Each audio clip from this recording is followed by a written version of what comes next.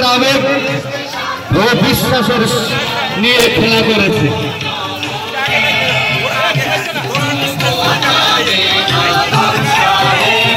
এই নির্বাচনের গত নির্বাচনের আগে ভারতীয় জাতীয় কংগ্রেস প্রতিশ্রুতি দিয়েছিল যে ভারতবর্ষের যুবকদের বছরে 2 কোটি যুবকের রোজগার দেবে। প্রতিশ্রুতি দিয়েছিল যে রাজ্যে ভারতবর্ষের দ্রব্যমূল্যের হ্রাস করবে। প্রতিশ্রুতি দিয়েছিল